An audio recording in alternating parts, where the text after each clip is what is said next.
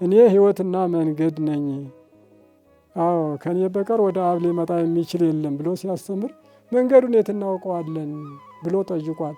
አዳም ማለት እጥር ምጥን ያለ እንደ ድንክ ያላጠረ እንደ ራይት ያልረዘመ መልከ መልካም ደማም ማለት ነው። አዳም አስቀድሞ ሙቷል።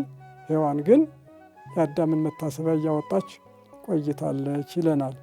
አዳምና ሔዋን ከኤልያስ በቀር ልጅ አልወለዱ። ያለ ኤልያስ ልጅ አልወለዱ።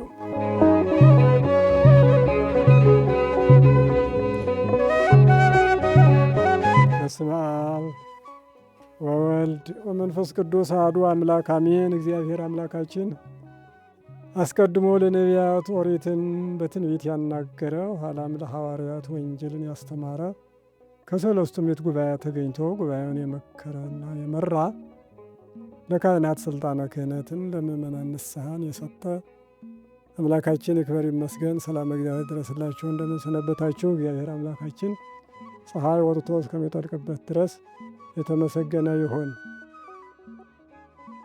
ሰሙነ ትንሣኤ የትንሣኤ ሳምንት በሚል በጥቂት ደቂቃዎች የተነጋገረን እንቆያለን። ሰሙነ ትንሣኤ ከሰኞ እስከ ቅዳሜ ያሉ ዕለታት እያንዳንዳቸው ልዩ ልዩ ታሪክ ስላላቸው ጥቂት ወስደን እናያለን። እንግዲህ ሰኞ ሰዓተ ሲኦል ይባላል ወይም ማይዶት ይባላል። ሰዓተ ሲኦል ከሲኦል ነፍሳት የወጡበትን አንደኛ ጴጥሮስ 1:18 እለ ውስተ ጽልመት እለ ውስተ ሲኦል ጻኦ ወእለ ውስተ ጽልመት ተከሰቱ ወሪዩ ብርሃነ አብየ፣ በሲኦል ውስጥ ያላችሁ ውጡ፣ በጨለማ ያላችሁም ተገለጡ ብሎ ሲያዝ ታላቅ ብርሃን አዩ ይላልና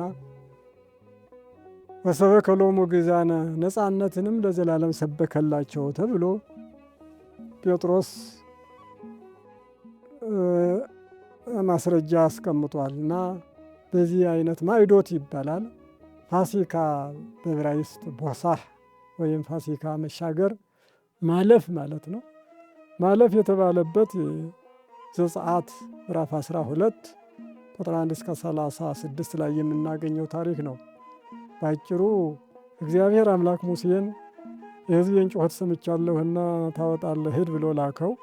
ከፈርዖን ደርሶ ሕዝቤን ልቀቅ ብሎሃል እግዚአብሔር፣ ፋሲካ ያደርጉልኝ ዘንድ ልቀቅ ብሎሃል ሲለው እግዚአብሔርን አላውቅም እስራኤልን አልለቅም የሚል ነበረ መልስ የሰጠው። እግዚአብሔር በዚህ ምክንያት 9 መቅሰፍቶችን አውርዷል። 10ኛ ሞተ በኩርን ልኳል።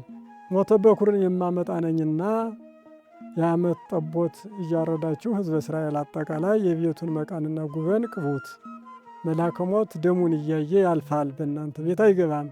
ግብፃውያን ግን ይህን ታሪክ ስለማያውቁ ወደ እነሱ ገብቶ በኩሩን ይገድላል፣ ያን ጊዜ ይለቋቸዋል የሚል መረጃ ተቀብሎ ነበረ። ሙሴ እንደታዘዘ በጋርዶ ሁሉም እስራኤላዊ የሆነ የቤቱን ደጃፍ ቀባ።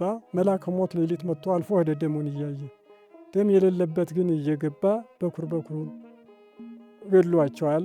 ግብፃውያን ተጨነቁና ውጡ፣ አሁን በችኮላ ውጡ ስላሉ ጥራጥሬና ዶቄት ብቻ ይዘው ወጡ። ሳምንቱ የቂጣ በዓል ይባላል። የቂጣ ብቻ ያልቦካ የሚበሉበት ሳምንት ነው እና በዚህ ምክንያት አልፎ ሄደ መልአከ ሞት ፖሳህ ወይም ደግሞ ፋሲካ ማለፍ በሚለው ቅዱስ ያሬድ ሰኞ በሚባለው ዝር ተርጓል። ፋሲካ ብሂል ማይዶት ብሂል በዘ አዶነ በዘቦቱ አዶነ ሞት ውስተ ሕይወት ብሏል። ከሞት ወደ ሕይወት የተሸጋገርንበት ፋሲካ ማለት መሻገር ማይዶት ማለት ነው ብሎ በዝሉ ተርጉሞ ይነግረናል። እና ባጭሩ ለሙሴ የተነገረው ይህ ሲሆን ምሳሌነቱ ሙሴ ባሕረ ኤርትራን ሕዝበ እስራኤል ከፍሎ ወደ ምድረ ርስት እንዳሻገረ ሁል ጊዜ የሚነገርበት ነው። ሙሴ የጌታችን መድኃኒታችን ኢየሱስ ክርስቶስ፣ የሙሴ በትር የጌታ መስቀል፣ እንደዚሁም ሕዝበ እስራኤል በሲኦል የነበሩ የነፍሳት 5500 ዘመን የ430 ዘመን ምሳሌ ነው ማለት ነው። ግብፅ የሲኦል፣ ኤርትራ የገሃነም እሳት። ሄሮድስና ሰራዊቱ በኤርትራ እንደሰጠሙ ሁሉ በመጨረሻው ዘመን ደግሞ ዲያብሎስና ሰራዊቱ ወደ ባሕረ ገሃነም ይቀየራሉ የሚለውን የሚነግረን ይሆናል ማለት ነው። ገነት የምድረ ርስት ወይም ደግሞ ምድረ ርስት ከነዓን የገነት ምሳሌ ናት ማለት ምሳሌውን አስቀድሞ እግዚአብሔር በዚሁ አይነት አስቀምጧል ማለት ነው። ሌላው ምሳሌ የሚሆነን በኦሪት የነበሩትን በሐዲስ ኪዳን የጸደቁት ታስራና ሞት ተፈርዶባት የነበረች ሶስናን ማየት እንችላለን። መጽሐፈ ሶስና ላይ እንደምናገኘው እሷ በሐሰተኞች መምህራን ምስክርነት ተመስክሮላት ምንም ኃጢአት የሌላት ሶስና ታስራ ነበረ። ሞትም ተፈርዶላት እንደዚሁ ወደ መካነ ምቅታል ወደ መግደያ ቦታ ወስዷት ነበረ። እግዚአብሔር መንፈስ ቅዱስ ልኮ በዳንኤል ላይ ያሳደረና ዳንኤል ለምንድን ነው የእስራኤልን ልጅ በከንቱ የፈረዳችሁባት አለ። መምህራን ተናገሩ፣ እነሱን አመንናቸው አሉ። የለም እንደገና ፍርዱ ይታይ ብሎ በመመለስ ከምን አየሃት ኃጢአት ስትሰራ በሴችኖን እንዶድ ስር አንተስ ኮክ በሚባል ዛፍ ስር አለ። ነገራችሁ እንደዚህ የተበተነና የተዘረዘረ ሆነን በፊታችሁ መልአክ እግዚአብሔር ቁሟልና እንደ አክረማ ይሰንጠቃችሁ አላቸው። እነዚህ ሐሰተኞች መምህራን ሙተዋል ዕለቱን። ሶስና ግን ከሞት ድናለች።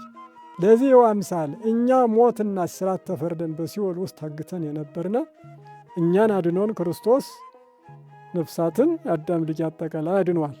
ዳንኤል ምክንያት እሷ እንደዳነች እኛ በክርስቶስ እርዳታ እንደዚሁ ሄደንበት ያ ምሳሌ ነው። የሐሰተኞች መምህራን የነበሩ የአጋንንት ምሳሌዎች ናቸው እና በዚሁ አይነት ሌላውም ገብርኤል ሰለስቱ ደቂቅን ከእሳት ያዳነበት ምሳሌ ነው።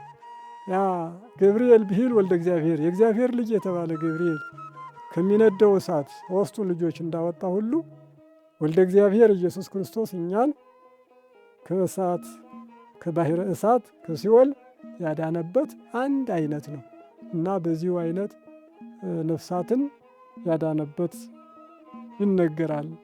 ሰኞ ሰዓተ ሲኦል ወይም ደግሞ ማዕዶት ተብሎ ከሲኦል ወደ ገነት የተሸጋገርንበት ታሪኩ ባጭሩ የሚነገር ነው ማለት ነው። ማክሰኞ ቶማስ ተብሎ ይነገራል።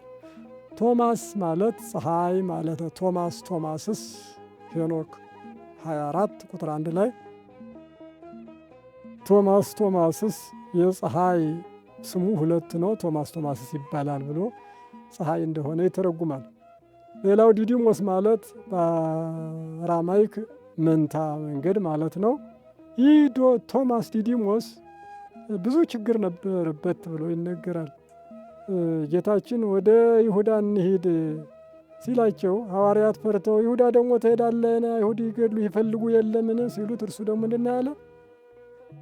ንሆርቼ ንሕነሂ ንሙት ምስሌሁ አለ። እኛም ከእርሱ ጋር እንሂዳ እንሙት አላቸው ይላል እና ተስፋ የመቁረጥ ነው ይሄ ንግግር።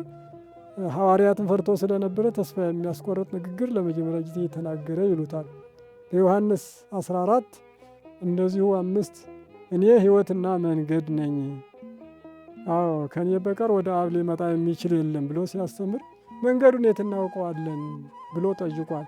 እኔ ነኝ እያለ መንገድን መጠየቅ ይህም አለማስተዋልን ያሳስባል ማለት ነው።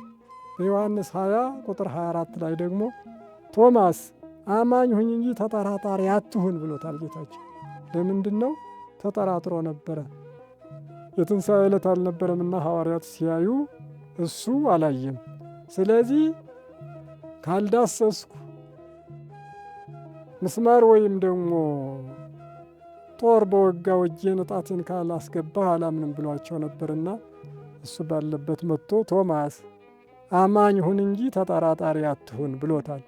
ማለትም ሐዋርያት አይተናል ብሎ ሲያስተምሩ እሱ ሰምቻለሁ ብሎ ማስተማር ስለሌለበት ያየውን እንዲያስተምር እጅህን አምጣ ወደ ጎን ያስገባለው አስገባው። ጅማት እሳት እንደበላው ጅማት ሆነ ይላል። ተኮማተረ። እግዚእ አምላኬ ብሎ ጮኋል። በሰውነቱ እግዚእ በአምላክነቱ አምላኬ ብሎ አምኗል። ሰው ሁሉ አምላካችን ጌታችን ብለን እንጠራ አርአያና ምሳሌ ሆኗል። ፈነ ወዲሁ እንተ ስቁረት ባለው ላይ ሶሎሞን ይህን ሲናገር ቅዱስ ያሬድ የቶማስ ነው ብሎ ፈነ ወዲሁ እንተ ስቁረት ሶቢሃ ለከፎ ርስነ መለኮት ብሎ ጨምሮበታል። ያን ጊዜ የመለኮት ዋኢ አቃጠለው ብሎ ቅዱስ ያሬድ ቶማስ እጅ ያገኘውን በምቅናዩ ይዘምራል ማለት ነው። እና ቶማስ በዚህ አይነት ችግር ቢኖርም አምኖ ገቦ መለኮትን የዳሰሰች እጅ እንዲሁ በህንድ ትገኛለች ይላል። ከታቦት ጋር በመንበር ላይ ነው የምትኖረው። ጥር 21 በእመቤታችን ክብረ በዓል የሚያጥነው ቄሱ ሲገባ ከመንበር ትወጣና እጅ ትሰጣለች፣ ሰላም ትለዋለች። የሚሾም መሆኑ እሱ ይታወቃል። በዓመት አገልግሎ ደግሞ ያልፋል። በዓመቱ ደግሞ የሚያጥነው ሲገባ እንደዚሁ እግዚአብሔር የፈቀደለት ሰላም ትለዋለች። የቶማስ እጅ እንዲህ እያለች ትኖራለች ይላል እስከ ዛሬ ድረስ። ይህ ክብር አግኝቷል ማለት መለኮት ጎድን መዳሰስ ልዩ ክብር አለው ከሌላው። የመለኮት እጅ የዳሰሳቸው የሐዋርያት እግሮች ዓለምን ዙረዋል። መኪና፣ ሰረገላ ወይም ደግሞ አውሮፕላን በሌለበት ጠንካራዎች እንዲሆኑ ነው መለኮት እግራቸውን ያጠበው የዳሰሰው ይላሉ።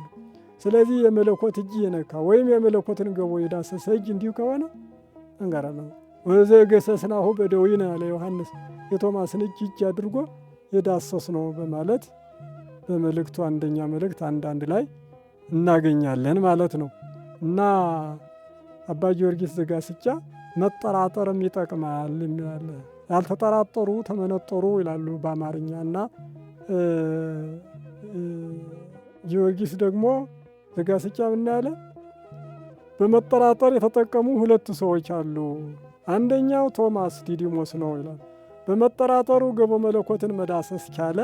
እጁም በሕይወት ኖራ ካህናትን ሰላም እያለች እንድትኖር አደረገ ይላል። ሌላው በመጠራጠር የተጠቀመው ስምዖን አረጋዊ ነው ይላል። ስምዖን አረጋዊ ኢሳይያስ እውነተኛውን ትንቢት አይቶ ድንግል ትጸንስ ያለውን ለውጦ ወለት ትጸንስ እያለ እየፋቀ ቢጽፍም መልአኩ ድንግል ትጸንስ እንደ ኢሳይያስ ጻፈው።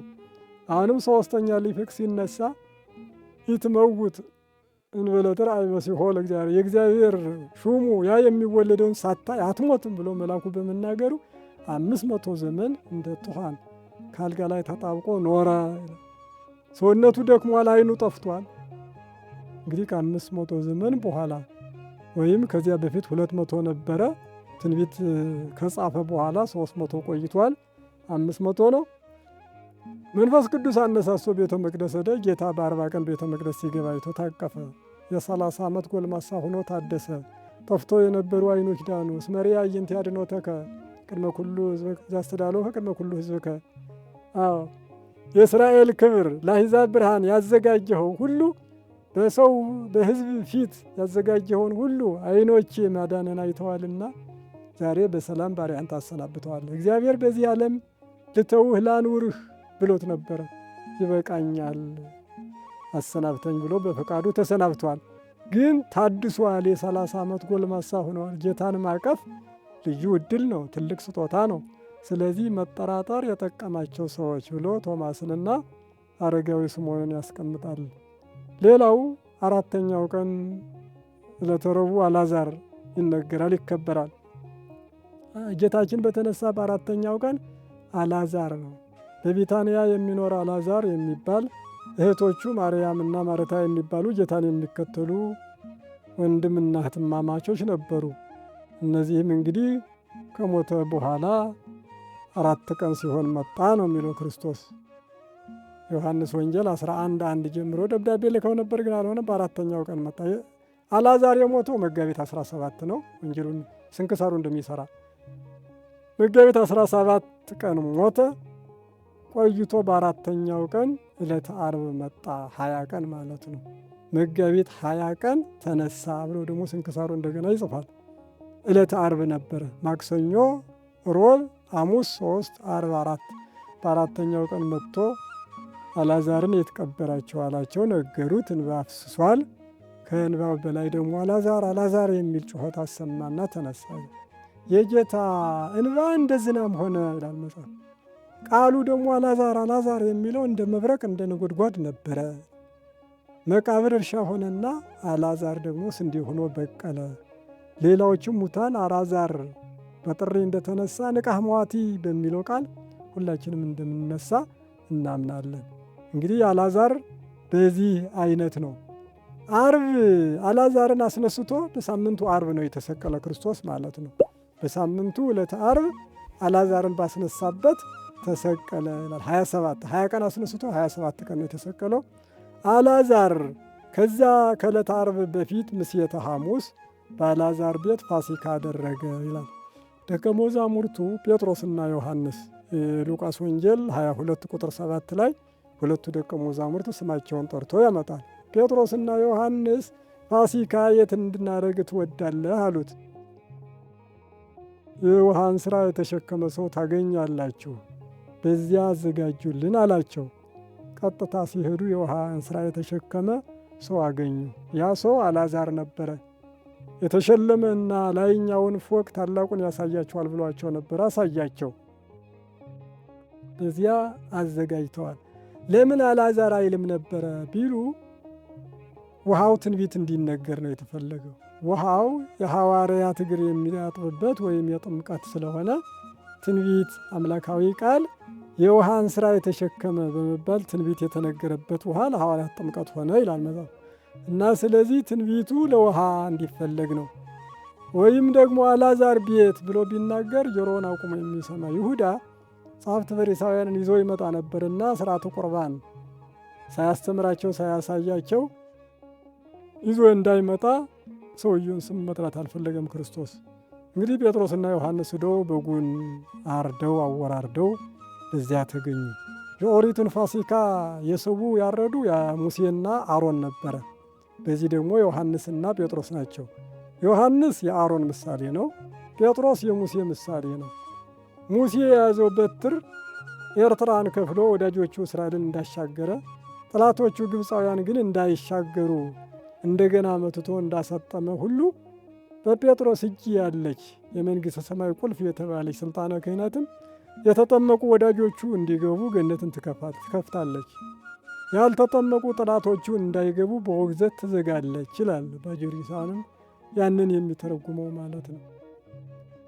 እንደተሻገሩ ንሴብሖ ለእግዚአብሔር ስቡሐ ዘተሰብሐ ብላ ያመሰገነች ማርያም እህተ ሙሴ የወላዲተ አምላክ ድንግል ማርያም ምሳሌ ናት ይላል። ድንግል ማርያም ታቢዮ ነፍሴ ለእግዚአብሔር ብላ መስግናለችና።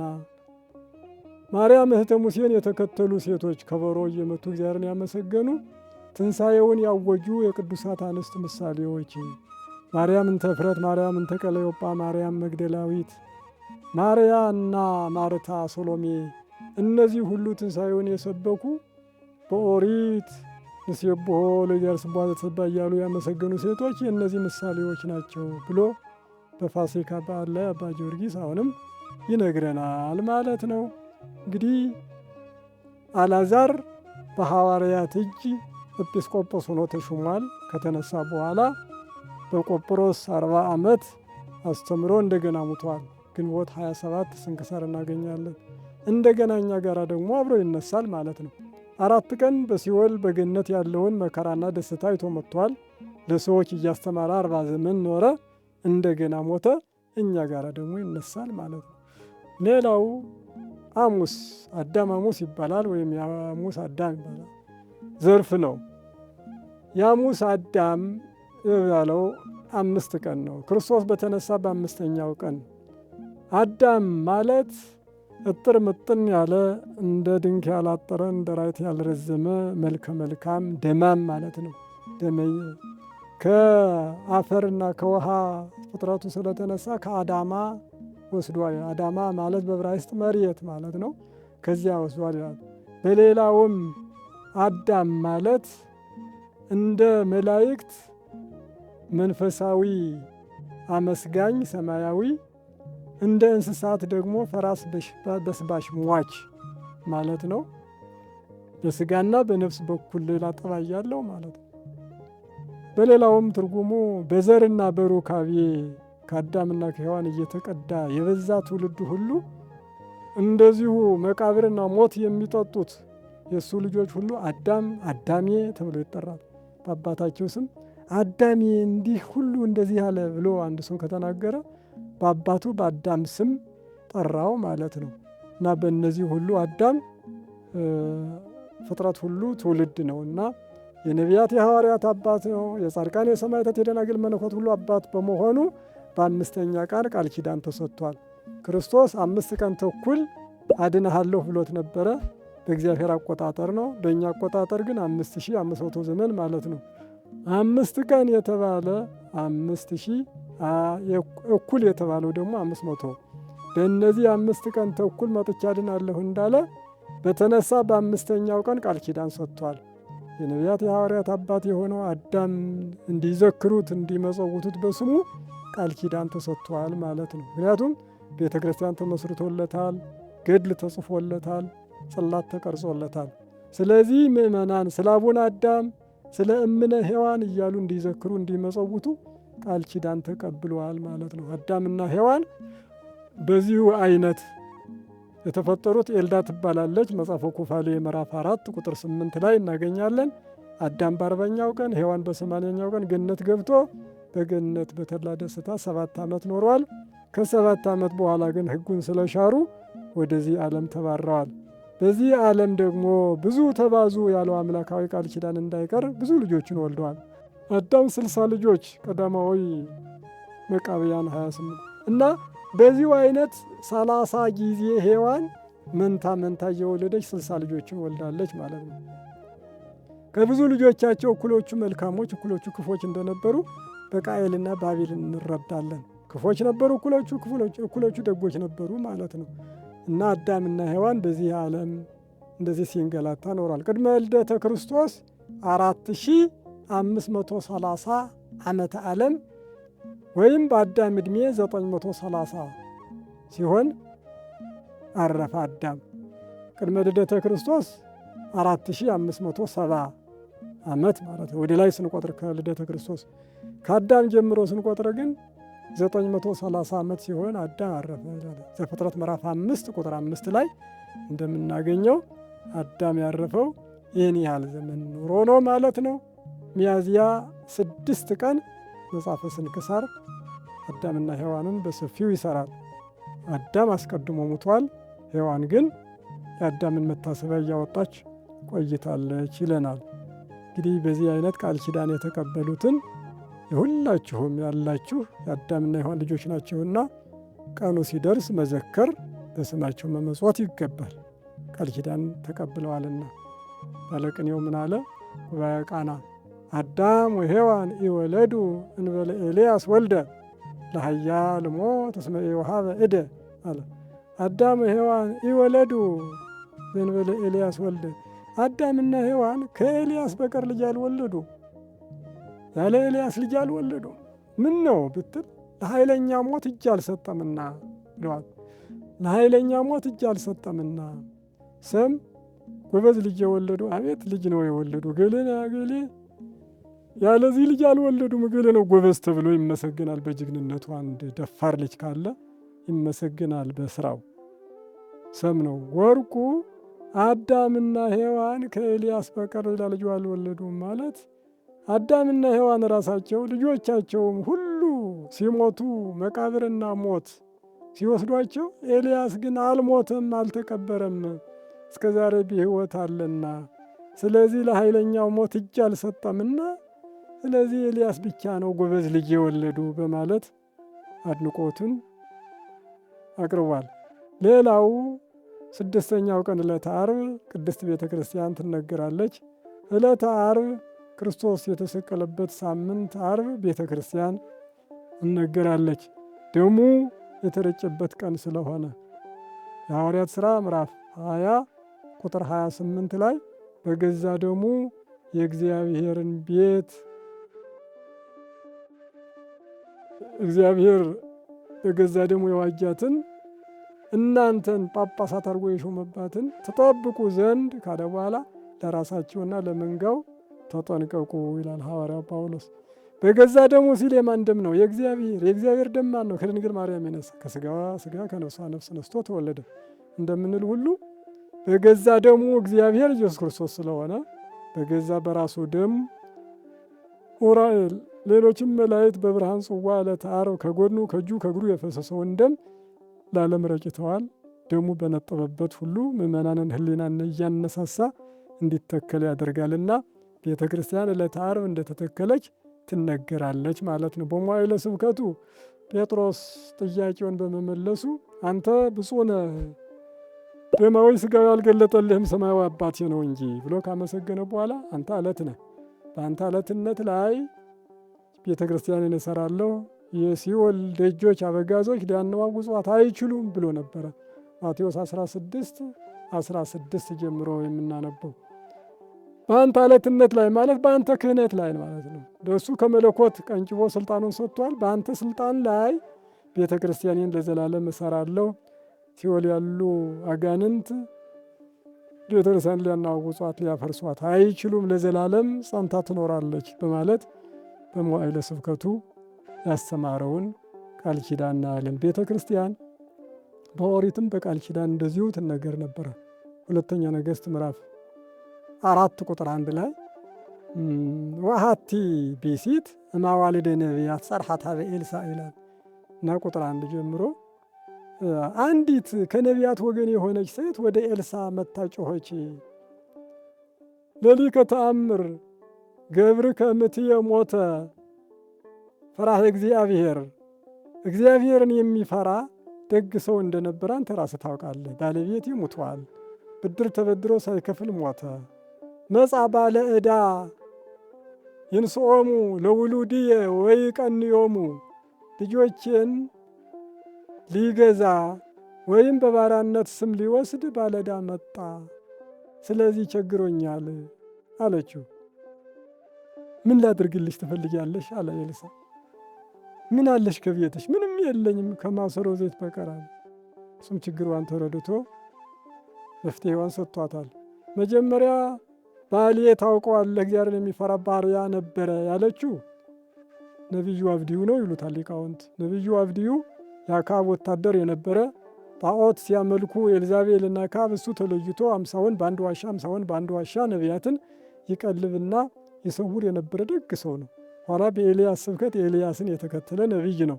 ከመጽሐፍ ቅዱስ አንዲት መልእክት ያለው አብድዩ ነው እና የእርሱ ሚስት ናት ይላሉ ሊቃውንት። እንግዲህ በኦሪት የነበረው ስርዓት ሞተ ነው ያለች። ግን ሳይከፍል ስለሞተ ልጆቼን ባለዕዳ መጣና ባሪያዎች አድርጎ ሊገዛ ሊወስድ ነው አስጨንቆኛል አለች። ነቢየ እግዚአብሔር ኤልሳዕም ምን አለ ትንሽ ማሰሮ ውስጥ ዘይት አለ አለች። እሱን ሸክላ ዕቃ ተውሰሽ ቤት አስገቢ፣ ቤትሽን ዝጊ ከልጆችሽ ጋራ፣ ዘይቱን እየቆነጠርሽ ጨምሪ፣ ይፈላል ይደረግልሻል አለ። ሁሉንም ማሰሮ አቀረበች። ጋኑን፣ ዝንግሪሩን፣ ስራው ገንቦ ሞላ ተባለ። ዘይቱ ተገታ። ዕዳ ምን ላድርግ አለች። ሽጣሽ ዕዳውን ክፈይ፣ የቀረውን ራስሽንና የልጆችሽን ነፍስ አድኚ አላት። ይህ ደስታ ነበረ። ምሳሌ ነው።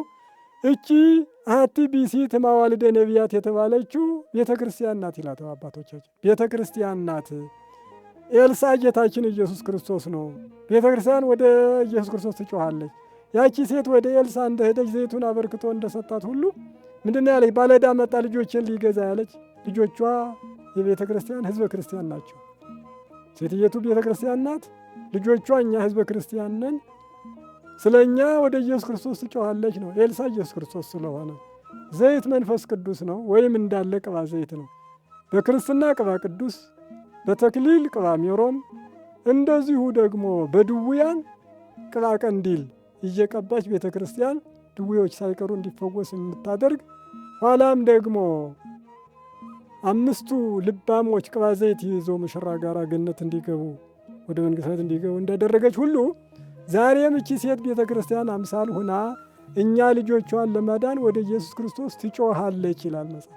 ትጮኻለች ሁል ጊዜ ጌታ ሆይ ልጆችን አድን እያለች ከፍዳ ከመርገም በቅባ ዘይት በቅባ ቅዱስ በቅባ ሜሮን ታድነናለች ይላል እና በቅባ ቅዱስ ቤተ ክርስቲያን ያለው ጥቅም ልዩ ነው። ከፍዳ ከመርገም ባለዕዳ ዲያብሎስ ነው።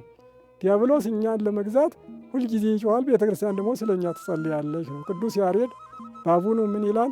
ጸርሃት ቤተ ክርስቲያን እንዘ ትብል አኮኖ አንተ ዘትቤለኒ እለለች ይትቀነየ ወይመውቱ ይየድሱ ውርዙቶሙ አለ ቅዱስ ያሬድ።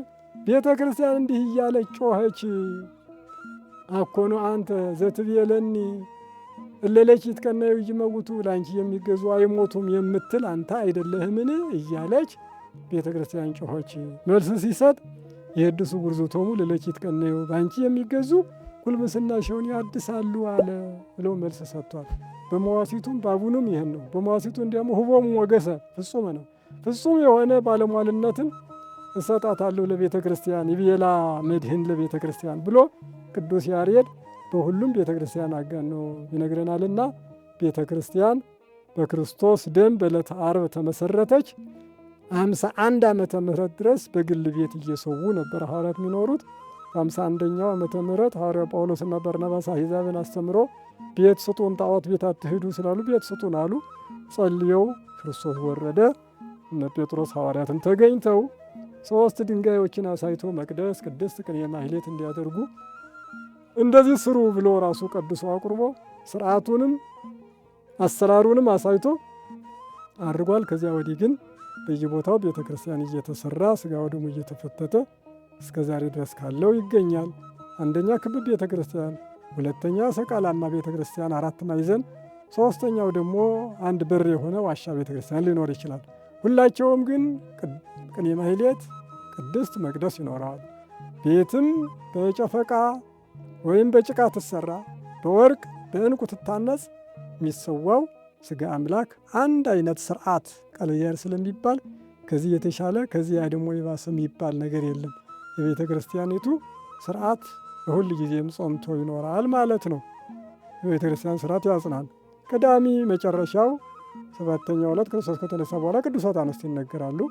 ቅዱሳት አንስት ሉቃስ 8 ቁጥር 1 ላይ ዋንሶሶ እግዚእ ኢየሱስ በባሕቲሆሙ በየሀገራቸው ዞረ ወሰበከ ወንጌለ መንግሥት ወንጌልንም ሰበከ ካለ በኋላ ወምስሌሁ ሁሎሙ አርዳኢሁ ከእርሱ ጋራም ደቀ መዛሙርቱ ነበሩ። ወእለ አሕየዎሙ እማጋንንት እኩያን ወእምደዌሆሙ ከደዌያቸውም ከክፉ አጋንንት ያዳናቸውም ነበሩ። ወእማንቱ እንተ ይብልዋ ማርያም መግደላዊት እንተ 7 አጋንንት አውፅአ 7 አጋንንት ያወጣላት ማርያም መግደላዊት ከሚሏትም ነበረች ካለ በኋላ ወዮሐና ብእሲተ ኩዛ መጋቢሁ ለሄሮድስ ወሶስና ይላል። እነዚህ ሁሉ አብረው ነበሩ። የሄሮድስ መጋቢ የሆነ ኩዛ የኩዛ ምሽት ዮሐናና ማርያም መግደላዊትም ነበሩ ይላል። አሁን እዚህ የሄሮድስ መጋቢ ኩዛ ኢየሱስ ክርስቶስን ሲገርፍ የዋለው ነው በዕለተ ዓርብ። ዋና ኃላፊው የሄሮድስ ተከታይ ነው። እንዲገርፉ ያዘዘ ክርስቶስ ላይ ክፉ ያደረ። ዮሐና ግን ከቅዱሳት አንስት ጋር ስታለቅስ የዋለች ከቅዱሳት አንስት አንዷ ናት። በሌላውም ወንጌል ስለምናገኝ ማለት ነው። ሉቃስ 24:1 ላይ ከሴቶች ጋር እናገኛታለን ዮሐና እና አንዳንዱ ባል ክፉ ሲሆን አንዳንዱ ሚስቶቻቸው ደጎች ይሆናሉ። የጲላጦስ ሚስት ደግ ነበረች አብረቅላ። ማቴዎስ 27 ቁጥር 18 ላይ እንደምናየው ወለአከት ብእሲተ ጲላጦስ የጲላጦስ ሚስት መልእክት ላከች፣ እወቅ ተጠንቀቅ፣ በዚህ ጻድቅ ሰው ላይ አንዳች እንዳታደርግ እኔ በሕልም ሲጨነቅ አድሬአለሁና በልጋ በእሳት አልጋ አስተኝቶ በእሳት አለንጋ ሲገርፏት አድረዋልና። መላእክት ወይም የማይሰሙ ደንቆሮች የማይናገሩ ድዳዎች ልጆች ነበሯቸው። መከራ ዶርታ ይባላሉ። በዕለተ ዓርብ ክርስቶስ በታሰረበት ወቅት አፋቸው ተፈቶ ጆሮአቸው ተከፍቶ ሰምተዋል፣ ተናግረዋል። እነሱ ነግረዋት ነው። ያ ባልሽ ጻድቅ የሆነ ሰው እንዲህ ያደርጋልና ደብዳቤ ጻፊለት ብለው አጽፈዋል ይላል። በሌላው ጽፋ ልካለች። እወቅ ተጠንቀቅ ወደ አከት ብእሲተ ጲላጦስ ወንጀሉ ላከች። በምሽቱ ምክር ተጠንቅቆ ክርስቶስን ለመስቀል አልፈልግም። ለማዳን ፈልጎ ነበር። 3 ጊዜ ወጥቶ መስክሯል። ግን ቄሳር ላይ ሄደን ስልጣንህን እናወርዳለን ስላሉ ስለ ስልጣን ብቻ ፈርቶ ቀጥቼ ለቀዋለሁ አለ። ንጹሑን ቀጥቶ ገርፎ ለቀቀ ይላል። ንጹሕ ሰው አይቀጣም፣ ቀጣ ገረፈ። የተገረፈ አይሰቀልም፣ የሚሰቀልም አይገረፍም ነበረ። ክርስቶስ ግን እጥፍ ድርብ በደል እንዳስገኙትና እንዳወረዱበት ነው የምናየው። ስለዚህ በዕለተ ዓርብ ክርስቶስ ወደ ፍኖተ መስቀል ሲሄድ ይህች ናት ብሮችኒ ተብላ በሌላው መጽሐፍ ተጽፋለች።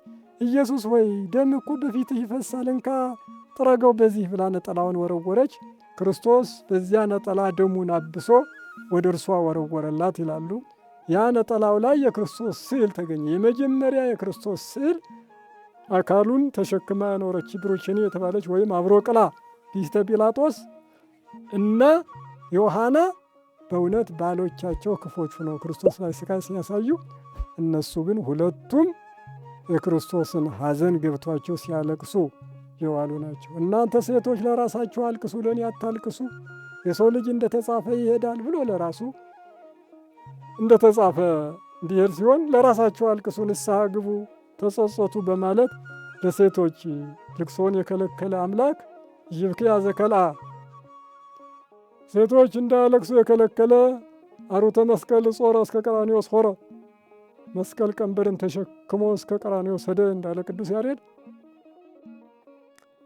በዕለተ ዓርብ አታልቅሱ ብሎ ልቅሶን ቢከለክልም በዕለተ እሁድ ግን ትንሣኤን ስበኩ ሂዱ ብሎ ደስታን አሸክሞ ልኳቸዋል። ምክንያቱም የልቅሶ ለውጥ ደስታ ነው፣ ሳቅ ነው። ስለዚህ ደስታውን ስበኩ እስከ መጨረሻ ድረስ ንገሩ ብሎ ላከ። ማቴዎስ 28 ቁጥር 9 ላይ ሴቶችም ሲሄዱ ኢየሱስን አገኙ ይላል። መልአኩ ከነገራቸው በኋላ ኢየሱስን አገኙ፣ እግሩንም ይዘው ሰገዱለት ይላል። በዚህ ሲሰግዱ ምን እናያላችሁ? ለወንድሞቼ ነገሩ ወደ ገሊላ እንዲቀድሙ አለ። ገሊላን አነሳ፣ አስቀድሞ ትንቢት የተነገረ ቦታ ነውና ኢሳይያስ 9 ቁጥር 1 ላይ በዛብሎንና በንፍታሌም በፊተኛው ዘመን እንዲህ ነበሩ፣ በበኋላኛው ዘመን ደግሞ የአሕዛብን አገር ገሊላ ያስተምራል ይላል። የአሕዛብን አገር ገሊላ ይመክራል ያስተምራል ብሎ ትንቢት ተነግሮ ነበረ። ሐዋርያትን የሰበሰበው ያስተማረው በገሊላ ነው። ምክንያቱም በዚህ በማቴዎስ በገሊላ ቀድማቸዋለሁ ያለው ለዚያ ነው። ሲያስተምር የነበረበት የመረጣ ከገሊላ ነው። እነ ፊልጶስ እነ ናትናኤል ከገሊላ ናዝሬት አግኝተነዋል ሲል ናዝሬት ምሁሩ ናትናኤል እንኳ ከገሊላ ናዝሬት መልካም ነገር ሊወጣ ይችላልን ብሎ የተናገረው ከቤተልሔም እንጂ ከገሊላ አይወጣም ስለሚል፣ ኒቆዲሞስ ከጸሐፍት ጋር የተከራከረው ከገሊላ እንዳይወጣ ነቢይ ወቅ ያሉት እነሱ ስለማያውቁ ነው እንጂ የተነገረ ትንቢት ነበር። አሁንም ክርስቶስ ምገለጠው ለደቀ መዛሙርቶቼ በገሊላ ነው ማስተማር በጀመርኩበት ብለው እግሩን ይዞ እንደሰገዱ ያየነበት ማለት ነው። እና ቢሲተ ጲላጦስ ወይም ቢሲተ ኩዛ ደጋግ ሲሆኑ እነ እሌኒ እንደዚሁ መስቀልን አስቆፍራ ያገኘችው ባልዋ እንዲሁ ነበረ ክፉ። ያው በቅናት ብቻ ሳይሆን ስራሽ ያድንሽ ስራሽ ያጥፋሽ በሚል አልተጠቀመበትም። እና አንዳንድ ጊዜ ደግሞ ሴቶች ክፎች ሆኖ እናገኛለን። በመጽሐፈ ምስጢር ምን የሚል አለ? እግዚአብሔር የፈጠራት ረዳት ልትሆን ነበር ሔዋን ይላል። መጽሐፉ ግን ኢኮነት ረዳኢተ አላ ኮነቶ ቀታሊተ ነው የሚለው። ረዳት አልሆነችውም ገዳይ ሆነችው እንጂ ይላል። ከገነት ይዛ የወረደችው ሔዋን ናት። አዳምን አሳተች። ሶምሶን ሁለት ዓይኑ ጠፍቶ ለጣዖት ቤት ባቄላ ፈጭ እንዲያደርጉ ያደረጉ ደሊላ የምትባል ምሽቱ ናት። እንደዚሁ እግዚአብሔርን ስደብና ሙት የምትል የኢዮብ ምሽት ናት። ኢዮብ ምዕራፍ 2 ላይ እንደምናገኘው። ስለዚህ ብዙ ሴቶች ሰነፎች ደግሞ አሉ ማለት ነው። እና ሴቶች አንዱ ጠንካራ ሲሆን አንዱ ብርቱ ሊሆን ይገባል። አሁን ሴቶች ጠንካራዎች ሲሆኑ ሴቶች ደግሞ ሰነፎች ሆነው እንድናያገኝ፣ ባሎችም እንደዚሁ አሉ። ባልና ሴት ሰነፎች የሆኑ አሉ። እንደ ሐናንያ እንደ ሰጴራ ደግሞ በአንድ ምክር መክረው በውሸት ብቻ በአንድ ቀን ሙተው የተቀበሩ የሐዋርያት ሥራ ምዕራፍ 5 ቁጥር 1 ጀምሮ እንደምናገኘው ጴጥሮስ እንደገሰጻቸውና በዚያ እንደሞቱ የምንረዳበት ነው። እና ቢሆንም ግን እልም ጭልጥ ብሎ ከመሄድ በስነ ስርዓት ተቋቁሞ ባሎች ሲመክሩ ሴቶች ተመክረው፣ እነዚሁ ደግሞ ሴቶች ሲመክሩ ወንዱን መክረው በስነ ስርዓት እንዲኖሩ የሚያዝ ማለት ነው። እርግጥ መጽሐፍ ማርያም መግደላዊት መጀመሪያ እንዳየችና ለእሷ እንደተገለጸ ይነግራል። ቅዳሚት ማርያም መግደላዊት አስተርአያ ቅድመ ለማርያም በሰንበት ነው። ማርቆስ 16:10 ላይ አስቀድሞ ለማርያም መግደላዊት ተገለጠላት ብሎ ወንጌል ይነግረናል ማለት ነው። በሌላው መጽሐፍ ግን እንደምናገኘው ለድንግል ማርያም ነው አስቀድሞ የተገለጠ። በነገረ ማርያም ድንግል ማርያም ነው የተገለጠ። እርሷ መጀመሪያ አነጋግሮ ነው ለሌሎች የተገለጠው። ኃይለ ጥዝዬ ደራሲው ምን አለ? ትምህርተ ሞቱ ለጽጌኪ ዓለም ጽልመተ ድኅረ ተገነ ገይሰኪ ባስቆቅበው ሀበ ሥጋሁ ተደፍነ አመሪኪዮ ድንግል እንዘ ይትሐጸፍ ብርሃነ ወልድየ ብህልኪዮ ትንሣኤከኑ እሙነ ወሳምኪ ባፉኪ አፉ ቁርባነ ይላል። ምን ማለት ነው? ትምህርተ ሞቱ ለጽጌኪ የወዳጅሽ የአበባሽ የኢየሱስ ክርስቶስ የሞቱ ምልክት ይህ ነው። ዓለም ጽልመተ ድኅረ ተከድነ ዓለም ጨለማን በተሸፈነበት ቀን ዕለተ ዓርብ ማለት ነው። ገይሰኪ ባስቆቆ በሥጋሁ ተደፍነ ሥጋው በተቀበረበት በልቅሶ ገስግሰሽ አመሪኪዮ ድንግል እንዘ ይታጸፍ ብርሃነ ብርሃን ለብሶ ተጎናጽፎ ባየሹ ጊዜ ወልድየ ብህልኪዮ ተንሣእከኑ እሙነ ልጄ ወዳጄ በእውነት ተነሳህን አልሹ። ወሰአምኪ በአፉኪ አፉሁ ቁርባነ በአፍሽም አፉን ቁርባን የሆነ አፉን ሳምሹ በማለት እንደ ማርያም መግደላዊት አትንኪኝ ብቻ አይደለም አፉንም ሳምሹ ቁርባን የሆነውን ልጄ ወዳጄ ተነሳህን ብለሽ ተናገርሽው ብላል እና ከነገረ ማርያም ተወስዶ በማኅሌተ ጽጌ እንደተጻፈው ሁሉ አስቀድሞ ለድንግል ማርያም ነው የተገለጠው። ሴቶችን ስለተነጋገርነ ሴቶች በሚመለከት የእሜቴ ገላነሽ አንድ መወድስ ብዬ ልጨርስ። እሜቴ ገላነሽ በጎጃም ክፍለ ሀገር 50 ዓመት ያህል ደቀ መዛሙርት ወንዶችንም ሴቶችንም ሰብስበው ሲያስተምሩ የኖሩ እናት ናቸው። የቅኔ ተሰጥኦ ያላቸው በ10ኛው ዓመት ዓይናቸውን ቢያጡም በወተቴ እሳቸው ግን ልዩ ልዩ የሆኑ መምህራንን አስተምረው እስከ ዛሬ ድረስ ያሉ ታላላቅ መምህራን በእሳቸው ዜና ይሄዳል። ምንድነው ያሉት? ትንሣኤን በሚመስል መወድስ የዘረቡት ምሂረ ጉባኤ ዘከልአ አንስተ ጥበብ በደብረ ጽላሎ ይኮነ መገስጸ ወከላኤ እስመ ለብዙሃን አርዲት እደወ ብዙ ህዋኤ ተሰብከ በአፈ ቢሲት መወድስ ትንሣኤ ወአልቦ ዘገሰጸኒ እንዘ ለምሂር እፍየኑ አርዲተ በበክልኤ ኢይክልሂ ሰሚዖቶ ለዘ ጳውሎስ ጽዋኤ በሃልየ ኢይደሉ ለቢሲት ትምሃር በጉባኤ መገስጽ አንስት ጳውሎስ እስመ ኢኮነ ሰማኤ ማእከለ ጉባኤ ዘይትኔበያ አዋልደ ፊልጶስ በርባኤ የሚል ነው። ምን ማለት ነው? ምሂረ ጉባኤ ዘከልአ አንስተ ጥበብ የጥበብ ሴቶችን ጉባኤ ማስተማርን የከለከለ ጳውሎስ ነው። በቂ ይባላል። ጳውሎስን ለማብዳት ነው። የጥበብ ሴቶች በጉባኤ እንዳያስተምሩ የከለከለ ጳውሎስ በደብረ ጽላሎ ኢኮነ መገስጸ ወከላኤ በደብረ ጽላሎ እኔ ባለሁበት ማለታቸው ነው። ደብረ ጽላሎ የእሳቸው ደብር ነው። በዚያ እኔ ባለሁበት ገሳጭና ከልካይ ሊሆን አልቻለም፣ አልሆንም አሉ። በደብረ ጽላሎ ኢኮነ መገስጸ ወከላኤ ከልካይ አልሆንም አሉ። እስመ ለብዙሃን አርዲት እደወ ብዙ ህዋኤ ለብዙ ድንፋታ ለብዙ ተማሪዎች ተሰብከ በአፈ ቢሲት መወድስ ትንሣኤ በሴት አንደበት መወድስ ትንሣኤ ተሰብኳልና ነው። መወድስ ትንሣኤ ተሰብኳልና ወአልቦ ዘገሰጸኒ እንዘ ለምሂር ልእክ አርዲተ በበክልኤ ተማሪዎችን ሁለት አድርጌ ለማስተማር ስልክ የገሰጸኝም የለምና ማለት እኔ ሴቲቱ ጳውሎስ አታስተምሩ የሚል ቃል ቢናገርም እንኳን ይህን ሊከለክለኝ አልቻለም። እንሆ ማስተማር ከጀመርኩ 50 ዓመት ሆኖኛል። ያውም ጌታ 2 አድርጎ አርድእት ሐዋርያትን እንደላከ 2 አድርጌ እየላኩ እያስተማርኩ እስካሁን የገሰጸኝ የለም ነው የሚሉ ያለ እናት። እንግዲህ ወንዶች ከቧቸው ብቻቸውን አንድ ሴት ሆነው ሲያስተምሩ የዋሉ የኖሩ እሜቴ ገላነሽ ኢይክልሂ ሰሚዖቶ ለዘ ጳውሎስ ጽዋኤ ነዋዊው በሃልየ ኢይደሉ ለቢሲት ትምሃር በጉባኤ በጉባኤ ታስተምር ዘንድ ለሴት አይገባም የሚለውን የጳውሎስን ጥሪ ኢይክሉ ሰሚዖቶ መስማቱን አልችልም። በጉባኤ ታስተምር ዘንድ ለሴት አይገባም የሚለውን የጳውሎስን ጥሪ መስማትን አልችልም አሉን እሜቴ። መገስጽ አንስት ጳውሎስ መይኮነ ሰማኤ ራሱ ጳውሎስ ሴቶችን የሚገስጽ ጳውሎስ እስመ ኢኮነ ሰማኤ ሰሚ አልሆነምና ምኑን ማእከለ ጉባኤ ዘይትኔበያ አዋልደ ፊልጶስ በርባኤ የፊልጶስ ሴቶች ልጆች 4ቱ በጉባኤ የሚናገሩትን ራሱ ጳውሎስ ሰሚ አልሆነምና ነው። ሰሚ አልሆነምና እኔ ደግሞ እሱን አልሰማም ነው። የሐዋርያት ሥራ 21 ቁጥር 8 ላይ የፊልጶስ ትንቢት የሚናገሩ 4 ሴቶች ልጆች ነበሩት ይላል። ትንቢት የሚናገሩ ሰንበት ተማሪን የሚያከብሩ የመጀመሪያዎች 4 ሴቶች ነበሩ። እነዚያን ያስተምሩ ብሎ ያልፈቀደ ጳውሎስ ራሱ እነሱን አልሰማምና እኔ ደግሞ ሴት በጉባኤ አታስተምር ከባሏ ትማር እንጂ የሚለውን የጳውሎስን ቃል አልሰማም ብለው እሜቴ የጳውሎስን ቃል ያፈርሱታል። በእውነት ሴት ብታውቅ በወንድ ያልቅ የሚለውን የአባቶች ብሂል የሻሩ እናት ታላቅ ነበሩ።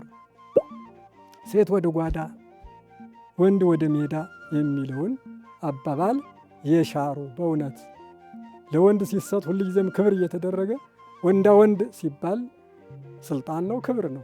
ሴታ ሴት ሲባል ግን እንደ ስድብ ሆኖ ይቆጠራል። ብዙ እነዚህን ስርዓቶች ለመጣስ ከወንዶች መካከል ቁጭ ብለው የቅኔውን አገባብና አርባ ቅምር ምስጢርና ልዩ ልዩ ተግባር ሲያድሉ የኖሩ እናት በብዙ ሊታሰቡ ይገባል። ወደፊት ታሪካቸውን እንናገር ጊዜ ሊኖር ይችላል። እግዚአብሔር አምላክ ሰሙነ ትንሣኤን በአጭር የተነጋገርነው ይህን ይመስላል። እግዚአብሔር አምላካችን ከትንሣኤው ረድኤት በረከት ያሳትፈን፣ ሰላምና ፍቅር ይስጠን። ይብቃን፣ ይቆየን። ሰላም እደሩ።